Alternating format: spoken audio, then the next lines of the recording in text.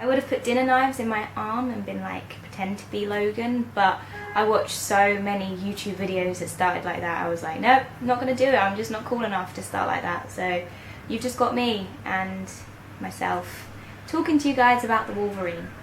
So the Wolverine is directed by James Marigold, and it stars Hugh Jackman in his second solo outing as the Wolverine, as Logan. Now in this film, Logan is not your typical superhero. In fact, he's actually a broken man after killing Jean Grey in The Last Stand, when a guy that he saves in his soldiering days comes up with an idea to make him normal. He kind of goes with it a little bit. However, it's not all as simple as it seems, because this guy has mutants and other monsters that Logan has to face. So there's a couple of things that I loved about this film, and there's a couple of things that I wasn't so keen on. And the first thing that I absolutely adored about this film is Hugh Jackman as Logan. He is the perfect Wolverine anyway. He's that rogue, he's that stubborn, manly man. He is violent and he just has no remorse because he is a soldier. And in this film, Hugh Jackman is just amazing. Like, absolutely, I can't even fault him. He was just perfect. He had the mumbling down to a T. He had the actions, the slicing down to a T, and he was just brilliant. If it was not for him, this film would have been not as good as the X-Men series anyway, because he literally carried the film through.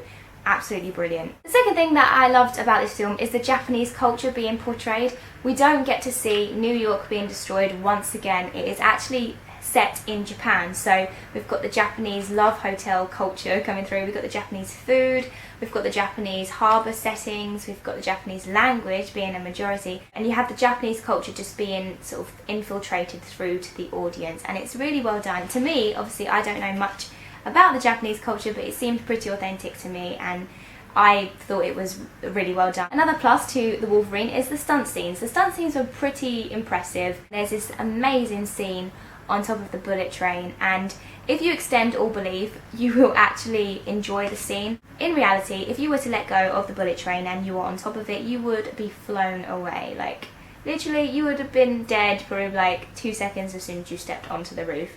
However, in this film they have a massive sort of battle scene, and it is kind of really intense. There's knives involved, there's the claws involved, there's jumping to miss signs involved, and there's also massive sign collision person body sections, which is kind of funny at the time, but when you think about it, it's kind of a bit sick.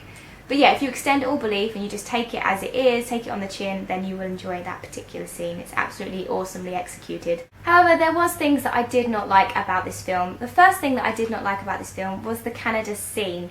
There was a scene at the beginning, it's not going to give you anything away because it wasn't even necessary, and it basically saw Hugh Jackman as Logan living in a cave, and then you see hunters and a bear, and the hunters wound the bear, and it was a very obvious metaphor with the wounded bear, and he's a wounded animal because obviously he's not human, he's technically an animal, I guess. And I thought it was way too obvious, and then the hunters came along and they used poison darts, and you're like, okay, so this is going to tie in somehow. Poisonous darts kind of tied in with the film, but not really. It was not explained in the slightest. You kind of had to use your brain power and think, oh, so did someone supply these poisonous darts for these people, or is it just not even connected in the slightest? Another thing that I absolutely hated about this film, I hated her character, is Viper. She was not even needed. Like, what was the point of having that character? She basically licked her fingers and like poisoned a couple of people, and then I thought, right, okay, she's going to be the ultimate villain, and it turns out she wasn't even the ultimate villain, she was the ultimate villain's sidekick.